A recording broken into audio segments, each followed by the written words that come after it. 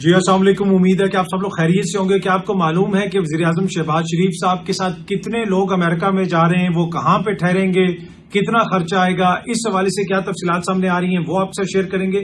تحریک انصاف نے خیبر پختونخوا سے ایک بڑا امپورٹنٹ میسج جاری کیا ہے. کیا میسج ہے وہ بھی آپ سے شیئر کریں گے. اس کے علاوہ کچھ مزید خبریں. گزشتہ روز جو وکلا کے اوپر مقدمہ ہوا تھا, مختلف بار کونسلز کا ویو سامنے آ رہا ہے, کیا تفصیلات ہیں وہ بھی آپ کو بتائیں گے. اور کچھ مزید خبریں پاکستان سے, بیرون ملک سے, وہ بھی آپ سے شیئر کریں گے. لیکن سب سے پہلے آپ کو پتا ہے کہ آج کل عمران خان صاحب کا توشہ خانہ والا کیس چل رہا ہے, اور بتایا جاتا ہے جی انہوں نے توشہ خانہ سے گھڑی لے لی, انہوں نے توشہ خانہ سے یہ سیٹ لے لیا, یہ ہو گیا وہ ہو گیا, پھر انہوں نے بیچ دیا. میں تھوڑی سی تفصیلات آپ سے شیئر کرتا ہوں کہ آپ کو معلوم ہے کہ 1997 سے توشہ خانہ کا ریکارڈ پبلک اکاؤنٹ کمیٹی میں جمع کروایا گیا, اور چیئرمین جو اس وقت پبلک اکاؤنٹ کمیٹی کے تھے, ابھی تو انہوں نے ریزائن کر دیا, جنید اکبر صاحب, ان کے سامنے یہ سارا ریکارڈ آیا. اس کے علاوہ کچھ دیگر لوگ جو وہاں پہ پبلک اکاؤنٹ کمیٹی کا حصہ ہیں, آبویسلی ان کا بھی ایکسیس, انہوں نے اس کو دیکھا. اس کو ابھی تک پبلک نہیں کیا گیا کیونکہ اس میں ان کو حکام کی جانب سے بتایا گیا کہ اس میں صرف سیاستدانوں کا ریکارڈ ہے, بیوروکریٹس یا اس طرح کچھ دیگر جو ریکارڈ ہیں وہ نہیں ہیں, اور انہوں نے پھر اس کو جاری نہیں کیا. لیکن وہ جاری کر دینا چاہیے تھا میری نظر میں. اگر 1997 سے توشہ خانہ کا ریکارڈ سامنے آ رہا ہے تو اس کو کیوں نہ جاری کیا جائے. لیکن اس سارے ریکارڈ کو دیکھنے والی, اس سارے ریکارڈ کا جائزہ لینے والی ایک شخصیت جو پبلک اکاؤنٹ کمیٹی کا حصہ تھی, ہے, یا کچھ بھی آپ کہہ سکتے ہیں, اس رہنما نے میرے ساتھ کچھ تفصیلات شیئر کی. انہوں نے کہا کہ موجودہ سسٹم کے اندر ایک بڑی امپورٹنٹ شخصیت ہے, موجودہ جو سیاسی گورنمنٹ ہے اس کے اندر, وہ 1997 میں 125 روپے دے کے 2 گلاس اپنے ساتھ لے گئی 1997 میں. اسی طرح 1998 میں ایک موزز شخصیت جناب, اس نے ایک ڈائمنڈ, یلو گولڈ اور ڈائمنڈ کا سیٹ لیا, ایک بہت بڑے رہنما نے 1998 میں. یہ 1997 سے 99 تک کی لسٹ ہے, اور اس دور میں کس کی حکومت تھی آپ کو پتا ہے, نون لیگ کی حکومت تھی. اس میں ایک امپورٹنٹ شخصیت اس وقت کی, آپ کہہ سکتے ہیں سب سے امپورٹنٹ شخصیت, اب اپنی اپنی نظر ہے دیکھنے والی کون کس کو کتنا امپورٹنٹ کہتا ہے, پر اینی وے میں آپ کو بتا رہا ہوں کہ ایک جیولری سیٹ انہوں نے لیا جناب, اور اس میں یلو گولڈ کا اور ڈائمنڈ کا. پھر ایک اور جیولری سیٹ انہوں نے لیا. پھر اس کے ساتھ ساتھ انہوں نے ایک لیڈیز واچ لی جو 18 کیرٹ گولڈ کی واچ تھی. پھر انہوں نے جناب ایک فرینک مولر لیدر واچ لی. اسی طریقے سے اس دور میں کسی صوبے کے کوئی وزیر اعلیٰ تھے, اب یہ ساری انفارمیشن انہوں نے میرے ساتھ شیئر کی, اور یہ پبلک اکاؤنٹ کمیٹی کے ریکارڈ کا حصہ ہے. تو انہوں نے جناب بتایا کہ اس زمانے میں ایک صوبے کے وزیر اعلیٰ نے ایک گھڑی جس کی قیمت تقریباً کوئی 48 لاکھ بنتی تھی, وہ 7 لاکھ کے قریب دے کے ایک جینٹس کی گھڑی لی. ایک گھڑی جس کی قیمت, جس کی تخمینہ لگایا گیا 32 لاکھ روپے کا, وہ کوئی تقریباً 4-4.5 لاکھ روپیہ دے کے وہ گھڑی بھی انہوں نے لے لی. اس کے علاوہ ایک اور جو شخصیت, اس نے کافی کچھ لیا. ایک آئینی عہدے پہ فائز شخصیت تو ایک 20 انچ کا ٹی وی لے گئی. تو متعدد گھڑیاں ہیں, متعدد اس میں سیٹس ہیں, ڈائمنڈ سیٹ ہیں, دیگر سیٹ ہیں, بہت ساری چیزیں, بہت سارے تحفے ہیں. اب یہ سارے تحفے کدھر ہیں؟ اب مسئلہ یہ ہے کہ کیا ایک جو میل لیڈر ہے اس کو جو لیڈیز واچ دی گئی ہے وہ کدھر گئی, وہ اس نے کس کو دی؟ اس لیے کہ تو عمران خان صاحب کے ساتھ تو بشرا بی بی کو بھی پکڑا ہوا ہے, لیکن باقی کسی کا کوئی ذکر نہیں آتا کہ جناب اس کو کیا ملا تھا یا اس کو کیا ملا تھا. کسی کے بھتیجے کو مل گئی, کسی کو بھانجے کو مل گئی. بہت ساری اس میں تفصیلات ہیں. جیسا میں نے پہلے بھی بتایا کہ ملک کے بڑے آئینی عہدے پہ بیٹھی ہوئی شخصیت 20 انچ کا ٹی وی لے گئی.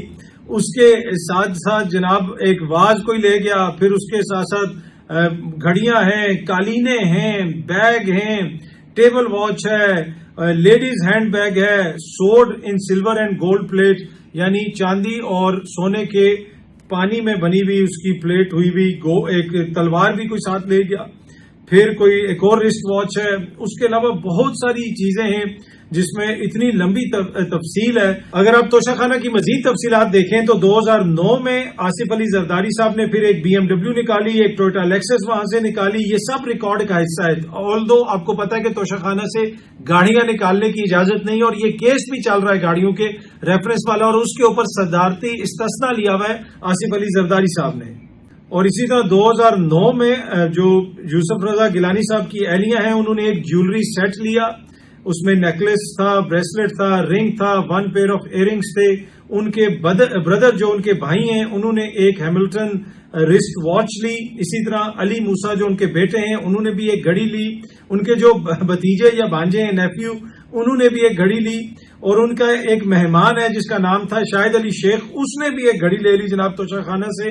اور پھر ایک جو گیسٹ آف ایک اور گیلانی صاحب کا ایک اور جو گیسٹ تھا میاں امجد, وہ بھی ایک گھڑی لے گیا 2009 میں. تو یہ وہ ساری چیزیں ہیں جو توشہ خانے سے لی گئیں, لیکن ان کے اوپر کتنی بات ہوتی ہے, کتنی تفصیلات شیئر کی جاتی ہیں, وہ کوئی بات نہیں کرتا. کیا یہ ساری گھڑیاں ابھی بھی ان معزز شخصیات کے پاس ہیں یا انہوں نے بیچ دی ہیں؟ لیکن بہت انٹرسٹنگ ڈیٹیلز ہیں, جس طرح میں نے آپ کو پہلے بھی بتایا کہ 1997 سے 1999 کے درمیان جو کچھ لیا گیا 2000 سے پہلے, وہ بھی میں نے آپ سے شیئر کیا. جو اس وقت کی حکمراں جماعت تھی ان کے جو لیڈران تھے انہوں نے کیا کچھ لیا, وہ بھی ایک بڑی طویل فہرست ہے.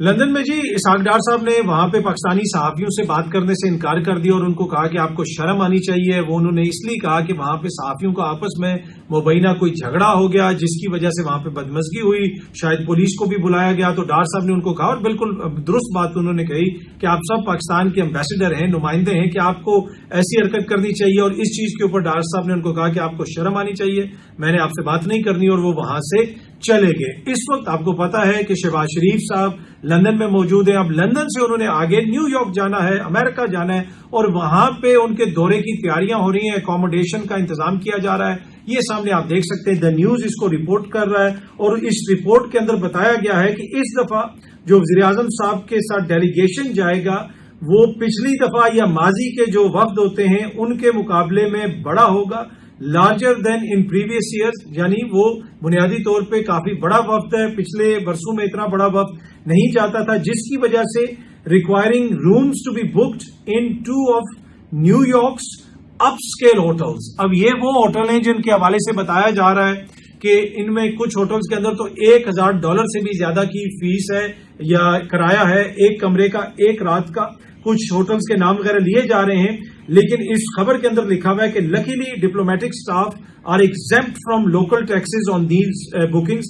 تو لوکل ٹیکس تو آپ نہیں دیں گے, ٹیکس کتنا ہوگا, 20%, 30%, بھائی 80, 90, 70% تو پھر بھی آپ کو دینا پڑے گا ان کی بکنگ کے اوپر. The delegation includes around 8 ministers and advisors with a total head count of 40 to 50 people. 40 سے 50 لوگ یہاں پہ پاکستان کی سرکار کے خرچے پہ امریکہ جا رہے ہیں, اور بڑے بڑے ہوٹلوں میں ان کو وہاں پہ ٹھہرایا جائے گا. Over 28 rooms have been reserved in one hotel and more than 20 in another. ایک ہوٹل میں 20 کمرے اور دوسرے میں 28 کمرے نیو یارک میں, سب عوامی پیسہ. یار کیا ایک مقروض ملک کے وزیر اعظم کو اتنا بڑا ڈیلیگیشن لے کے جانا چاہیے؟ اب اسی خبر کے اندر لکھا ہوا ہے کہ some members of Pakistani American community have criticized the delegation size and expenses, especially given the economic challenges back home. اب امریکہ میں بھی جو پاکستانی رہتے ہیں جو وہاں پہ ڈالر کماتے ہیں وہ بھی اس کے اوپر حیرانگی کا اظہار کر رہے ہیں, اور اس کے اوپر یہ سامنے آپ دیکھ سکتے ہیں خبر کے اندر لکھا ہوا ہے کہ انہوں نے اس کو کرٹیسائز کیا ہے, اس پہ تنقید کی ہے کہ بھائی اتنا بڑا جو ہے آپ ڈیلیگیشن لے کے آ رہے ہیں اور اتنا زیادہ آپ کا خرچہ آئے گا, ان ہوٹلوں میں آپ لوگ رکیں گے, ایک ہوٹل میں 20 کمرے, دوسرے ہوٹل میں 28 کمرے. اب اسی خبر کی جو آخری 3 لائنیں نا وہ ہمارے لیے لمحہ فکریاں ہیں, اگر آپ اس کو پڑھیں. The Prime Minister is also set to meet with IMF and World Bank, ان کے جو نمائندے ہیں نیو یارک میں, accompanied by the Finance Minister. آخری 3 لائنوں میں لکھا ہوا ہے کہ آپ کے ملک کا وزیر خزانہ اور آپ کے ملک کا وزیر اعظم اسی دورے کے دوران ورلڈ بینک والوں سے بھی ملیں گے اور IMF سے بھی ملیں گے جن سے ہم پیسے لیتے ہیں. وہ بھی کیا سوچیں گے یار کہ اتنا بڑا یہ ڈیلیگیشن لے کے آئے ہوئے, اتنے مہنگے ہوٹلز میں یہ ٹھہرے ہوئے. جب ہم IMF سے ڈالرز لیتے ہیں, دنیا بھر سے ہم مانگتے ہیں, کیا ہمیں پھر اس طرح کے خرچے کرنے چاہیے؟ یہ کوشچن ہے نا, ہمیں اپنے آپ سے بھی کرنا چاہیے اور حکومت کو بھی سوچنے کی ضرورت ہے. اچھا جی, پاکستانیوں کا ڈیٹا ڈارک ویب پر برائے فروخت ہے. جتنے لوگوں نے حج کے لیے اپلائی کیا تھا سب کا ڈیٹا بھی ڈارک ویب کے اوپر موجود ہے. 500 روپے دے کر کسی بھی شخص کا ڈیٹا لیا جا سکتا ہے. میرا اپنا سم کا ڈیٹا 2022 سے ڈارک ویب پر موجود ہے. یہ جناب چیئرمین PTA نے سینٹ کی قائمہ کمیٹی کو بریفنگ کے دوران بتایا. یہ وہی چیئرمین PTA ہیں جن کو بابر ستار صاحب نے فارغ کیا تھا اور پھر انہوں نے اپیل کی تھی اور اب دوبارہ وہ اپنے عہدے پر بحال ہو گئے. تو یہ ڈیٹا کوئی چھوٹی چیز نہیں ہوتی ہے. میں نے پہلے بھی یہ چیز آپ سے شیئر کی تھی کہ یہ ڈیٹا کی پرائیویسی بڑی امپورٹنس رکھتی ہے، اور ٹک ٹاک کے اوپر امریکہ اور جو چائنا کا اختلاف تھا اس میں ایک بنیادی چیز جو تھی وہ عوامی ڈیٹا تھا. لیکن یہاں پہ ہمارے چیئرمین پی ٹی اے صاحب کا ڈیٹا بھی ڈارک ویب کے اوپر موجود ہے. امید ہے کہ ادارے جو ہے اس کو دیکھیں گے اور کوشش کی جائے گی کہ جو ڈیٹا ہے عام صارفین کا اس کو مکمل طور پہ ایک طرح سے سیکیور کیا جائے. اچھا جی، خیبر پختونخوا سے جنید اکبر صاحب نے ویڈیو پیغام جاری کیا اور کہا ہے کہ 27 ستمبر کو بہت بڑا ہم جلسہ کرنے جا رہے ہیں. خان صاحب کی ہدایت پہ یہ جلسہ ہو رہا ہے اور یہ پاکستان کی تاریخ کا جی ہم سب سے بڑا جلسہ کریں گے. اور عوام سے انہوں نے اپیل کی ہے کہ نہ صرف خیبر پختونخوا، پورے پاکستان سے عوام وہاں پہ آئے. انہوں نے یہ کہا ہے کہ یہ جلسہ کوئی پاکستان تحریک انصاف کا لیڈر یا حکومت نہیں کروا رہی، یہ وہ جلسہ ہے جو براہ راست عمران خان کی کال پہ ہو رہا ہے. اور عمران خان صاحب نے اس سے پہلے اپنی جو ان کی بہن ہے علیمہ خان صاحبہ، ان کے ذریعے بھی ایک پیغام بھیجا تھا اور عوام کو براہ راست کہا تھا کہ اس جلسے میں آپ لوگوں نے ہر حالت میں شرکت کرنی ہے اور سارے پاکستان سے، تمام پاکستان سے لوگ جائیں اور پشاور میں ہونے والے اس جلسے میں شرکت کریں. علی امین گنڈا پور صاحب کو اسپیشل ذمہ داریاں دی ہوئی ہیں خان صاحب نے اس جلسے کے حوالے سے. تو اب دیکھتے ہیں جناب کہ یہ جلسہ کیسا ہوتا ہے، کامیاب شو ہوتا ہے یا نہیں ہوتا، کتنا بڑا شو ہوگا. کیونکہ خیبر پختونخوا کے اندر تو پاکستان تحریک انصاف کی حکومت ہے، پولیس نے تو ان کو اس طرح روکنا نہیں ہے. پنجاب کے اندر تو وہ بڑے گلے شکوے کرتے ہیں کہ جب بھی ہم کوئی جلسہ جلوس کرنے لگتے ہیں تو پولیس نہیں کرنے دیتی ہے، انتظامیہ نہیں کرنے دیتی. یہاں پہ تو کوئی ایسا ایشو نہیں ہونا چاہیے. تو اب دیکھتے ہیں جی کتنا بڑا یہ جلسہ ہوتا ہے. کل وکلا کے اوپر اسلام آباد ہائی کورٹ بار کے صدر کی جانب سے ایک مقدمہ درج کروایا گیا تھا. اب خبر یہ آ رہی ہے کہ ایمان مزاری اور ان کے شوہر ہادی چٹھا کے گھر رات 1 بجے اسلام آباد پولیس کا گرفتاری کے لیے چھاپا. ایمان اور ہادی اپنے گھر پہ نہیں تھے جس کی وجہ سے وہ گرفتار نہیں ہو سکے. آپ کو پتا ہے کہ گزشتہ روز واجد گیلانی صاحب کی مدعیت میں مقدمہ درج کیا گیا تھا اور اس کے ساتھ ساتھ کچھ دیگر جو وکلا ہیں ان کے اوپر بھی یہ مقدمہ درج کیا گیا تھا. اور حسن ایوب صاحب نے کل ایک ولاگ کے اندر یہ بات کہی تھی کہ جی اپنی گھڑی دیکھ کے کہ بس 20 اکتوبر تک کا ٹائم ہے، اس سے پہلے ایمان مزاری جو ہیں وہ اندر ہوں گی اور وہ گرفتار ہو جائیں گی، دیگر لوگ بھی نہیں بچ پائیں گے. ٹیمیں تیار ہو گئی ہیں.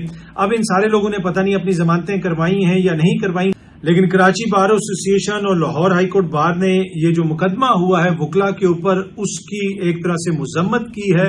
بلکہ انہوں نے تو یہاں تک کہا ہے کہ اسلام آباد ہائی کورٹ بار کے جو صدر ہیں ان کو ان کے عہدے سے ہٹا دیا جائے. یہ کراچی بار نے بھی یہ مطالبہ کیا ہے اور اس کے ساتھ ساتھ لاہور ہائی کورٹ بار نے بھی اپنی پریس ریلیز میں یہ مطالبہ کیا ہے. دوسری جانب اسلام آباد بار کونسل نے کے جو چیئرمین ایگزیکٹو کمیٹی ہیں سید قمر سبزواری صاحب نے ہائی کورٹ بار کے صدر کی جانب سے جو دیگر وکلا کے اوپر مقدمہ درج کروایا گیا اس کے اوپر انہوں نے یہ کہا ہے کہ جناب یہ ڈائیلاگ کے ذریعے معاملہ حل ہونا چاہیے. واجد گیلانی صاحب ایک سینئر وکیل ہیں، ہائی کورٹ بار کے صدر ہیں، فادرلی فگر ہیں، یہ سارے نوجوان وکلا ہیں اور ان کی جانب سے اپنے وکلا کے اوپر دہشت گردی کا مقدمہ درج کروایا جانا. پھر وہاں سے جو فوٹیج آئی اس میں بہت ساری ایسی چیز ہے کہ جو ایک طرح سے ان تمام واقعات کی تصدیق نہیں کرتی جو واقعات مبینہ طور پہ بیان کیے گئے ہیں ایف آئی آر کے اندر.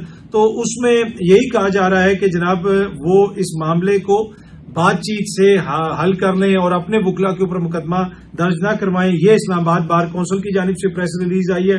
لیکن کراچی اور لاہور ہائی کورٹ بار ایسوسی ایشن اور اس کے ساتھ ساتھ جو کراچی بار ایسوسی ایشن ہے انہوں نے واجد گیلانی صاحب کو ان کے عہدے سے ہٹانے کا مطالبہ کیا ہے کہ انہوں نے کہا کہ ایسے کیسے ہو سکتا ہے کہ ایک ہائی کورٹ بار کا صدر اپنے ہی وکلا کے خلاف دہشت گردی کا مقدمہ درج کروا دے.